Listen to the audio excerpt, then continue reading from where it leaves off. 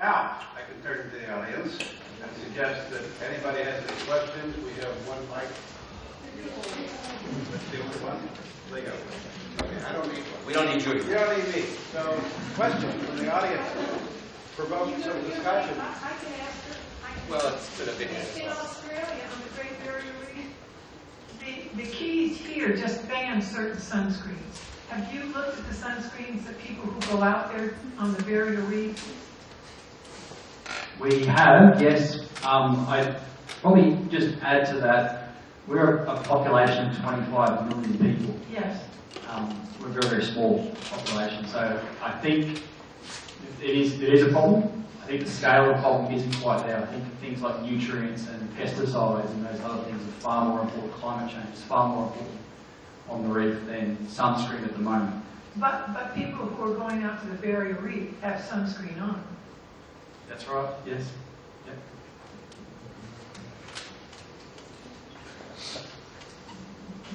This is not a pick on the Australian type, but I do have a question. Lauren earlier discussed the issue around some of the natural disasters that we have in Florida, mainly hurricanes.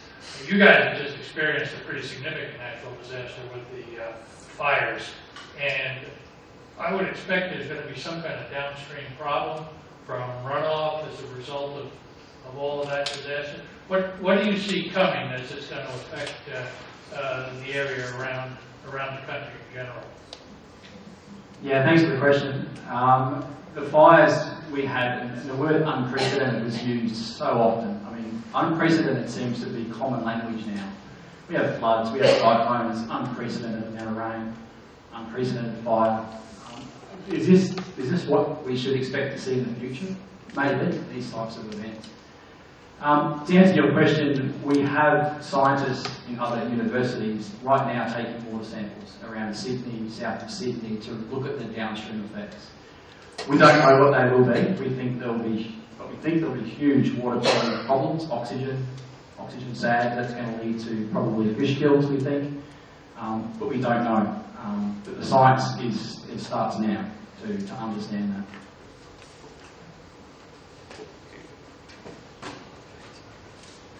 Yeah, could I follow up on that too? So, disturbance ecologist fires. I was on the news a week before last talking about what we might learn from Australia and our landscape. We have similar latitude, we have a similar ecosystem. This landscape is adapted to periodic fires. As we're moving to changing hydrology that Lisa talked about, and probably generally warming temperatures like we've had most of this month, we're going to see more fires.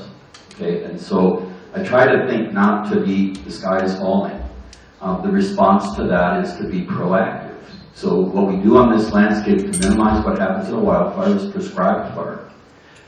Estimates are that about every dollar we spend on prescribed fire saves us about $7 in a wildfire response. But the problem is a lot of us don't like the inconvenience of smoke and roads that are closed. Well, we got to get over it, okay? It's a lot more inconvenient to have your house burned down. So we need to be thinking ahead and being realistic about the way the world is changing and putting some money in now to prepare for increasing likelihoods of those kinds of events. Okay, I'm going to, is this working?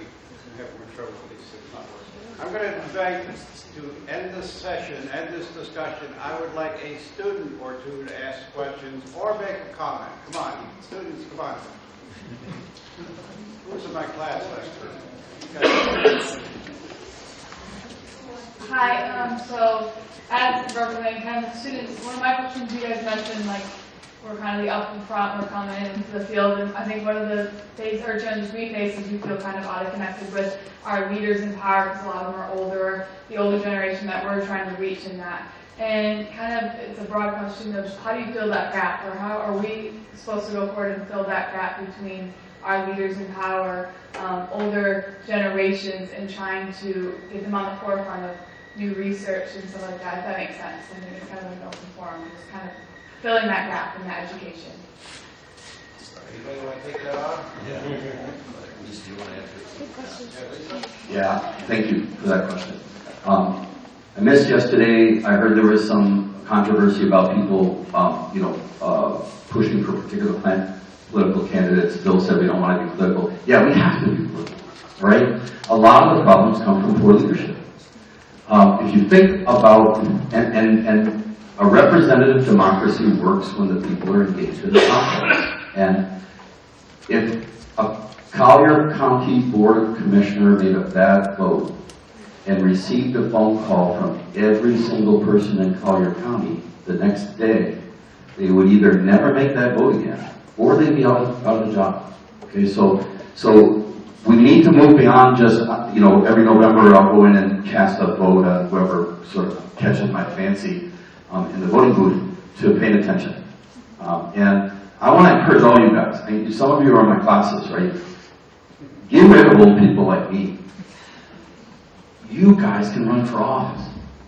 You guys can bring the new. It isn't just trying to talk to somebody like me and convince me to think differently. Take my job if I'm in your way.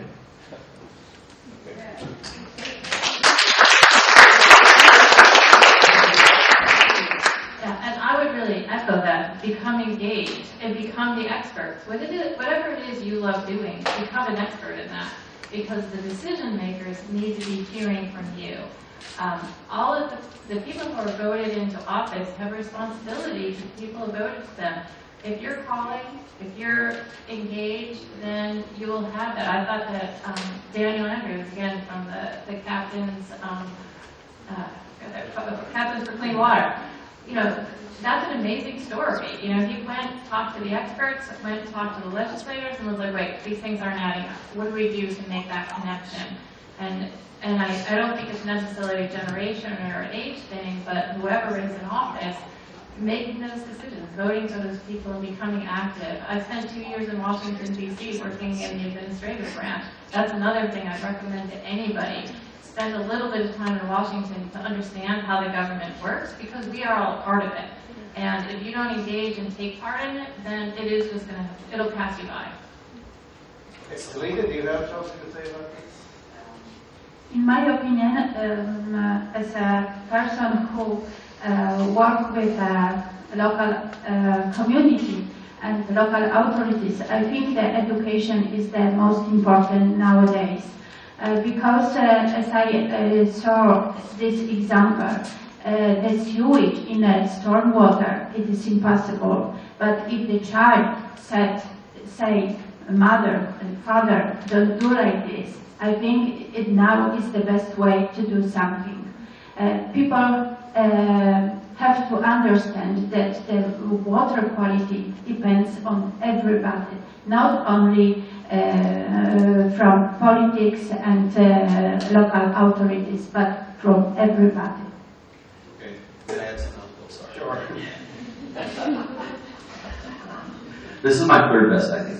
The first is tailgate for science. This is for everybody. I'm going to call it change the game. If you're a Republican, change your party affiliation to Democrat. If you're a Democrat, change to Republican. If you're an independent or haven't registered yet, pick the party you disagree with the most and join them. This is the way we'll break down those tribal barriers and we'll begin to push everybody back towards the middle where we belong. I'm not joking. Change the game.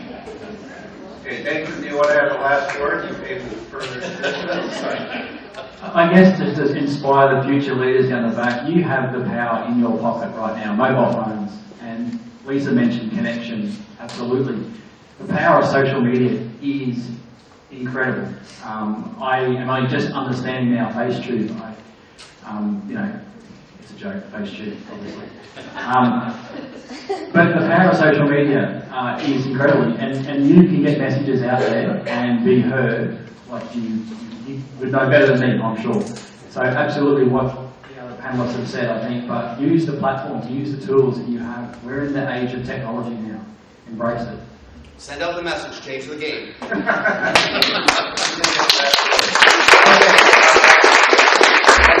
way out of time, so again, please help me in thanking Lisa, Nathan, Julita, and Wynn.